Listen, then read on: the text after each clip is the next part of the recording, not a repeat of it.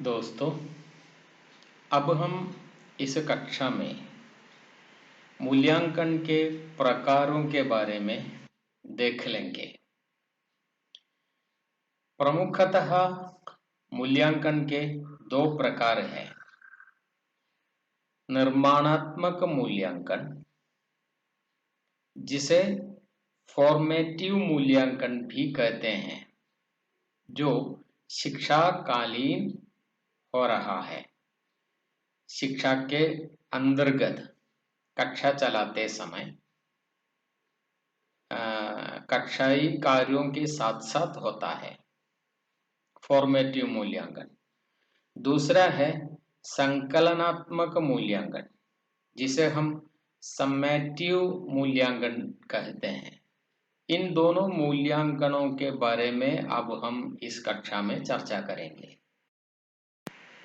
देखिए, निर्माणात्मक मूल्यांकन के बारे में, जैसे पहले कहा हमने, निर्माणात्मक मूल्यांकन पढ़ाई के दौरान होता है। छात्र की अधिगम की प्रगति जानने के लिए और समझने के लिए और उसे सुधारने के लिए निर्माणात्मक मूल्यांकन की सहायता होती है। अधिगम की सफलता का लगातार पता मिलता है निर्माणात्मक मूल्यांकन से, और छात्र की गलतियों को सुधारने के लिए समय समय पर अवसर मिलता है निर्माणात्मक मूल्यांकन से अथवा फॉर्मेटिव मूल्यांकन से। अध्ययन के कार्य में सुधार लाने के लिए निर्माणात्मक मूल्यांकन सहायक है। अध्यापक कक्षा चलाते समय निर्माणात्मक मूल्यांकन करता है और मूल्यांकन से अध्यापक को यह पता लगता है कि जिस तरीके से मैं सिखा रहा था उस तरीके में बदलाव आना चाहिए। तो अध्यापन कार्य में भी सहायता निर्माणात्मक मूल्यांकन से मिलता है। यह निर्माणात्मक मूल्यांकन कैसे करते हैं? कक्षा चलाते समय कक्षा के बीच में छोटे छोटे प्रश्नों द्वारा, कक्षाई कार्य द्वारा, गृह कार्य द्वारा, इकाई परीक्षा द्वारा, मासिक परीक्षा द्वारा आदि से निर्माणात्मक मूल्यांकन संभव है। संकलनात्मक मूल्यांकन अथवा सम्मेटिव मूल्यांकन हर समय नहीं होता। विशेष अवधि के बाद शैक्षिक उद्देश्यों की प्राप्ति का पता लगाने के लिए संकलनात्मक मूल्यांकन किया जाता है। पादवार्षिक परीक्षा इसके लिए उदाहरण है, अर्धवार्षिक परीक्षा इसके लिए उदाहरण है, कालांत मूल्यांकन अथवा वार्षिक परीक्षा इसके लिए उदाहरण है। इसका उपयोग छात्र को ग्रेड देने के लिए या छात्र को प्रामाणिकता देने के लिए होता है। इस प्रकार के मूल्यांकन में बाह्य परीक्षाएं भी होती हैं। जैसे पढ़ाई पूरी करने के बाद आप लोग हिंदी अध्यापक बनने के लिए पीएससी परीक्षा लिखते हैं। वो पीएससी परीक्षा सम्मेटिव मूल्यांकन है। तो मूल्यांकन के ये दो प्रकार हैं। और सम्मेटिव मूल्यांकन के बारे में देखें तो विद्यालयों में कक्षाई तरक्की के लिए सम्मेटिव मूल्यांकन का इस्तेमाल होता है।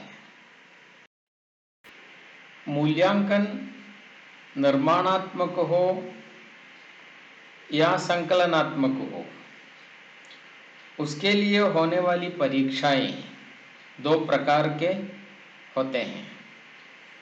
एक परिणामात्मक परीक्षाएं, दो गुणात्मक परीक्षाएं। परिणामात्मक परीक्षाएं परिणाम जानने के लिए हैं। ये परिणामात्मक परीक्षाएं तीन प्रकार से कर सकते हैं: मौखिक, लिखित और प्रायोगिक। मौखिक हम जानते हैं कि ज्ञान जानने के लिए, अभिव्यक्ति समझने के लिए, आत्मविश्वास जानने के लिए एक प्रकार का परख है। इस प्रकार की परीक्षा में छात्र को लिखना नहीं होता, बल्कि मौखिक रूप से उत्तर देना होता है।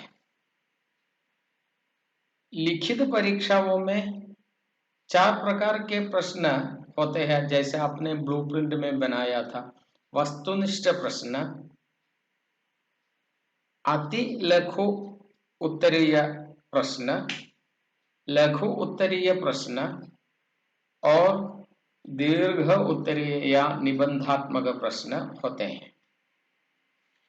प्रायोगिक परीक्षाओं में प्रायोगिक परीक्षा आंतरिक भी है और बाह्य भी है। आंतरिक परीक्षाएं प्रयोगशाला में, लेबोरेटरियों में होता है किसी उपकरण की सहायता से। बाह्य परीक्षाएं खुले वातावरण में या कक्षा के अंदर, जैसे दौड़ना, चित्र बनाना, मिट्टी से कुछ बनाना आदि बाह्य परीक्षा है प्रायोगिक के। और परिणामात्मक के बाद हमने देखा कि गुणात्मक परीक्षाएं हैं।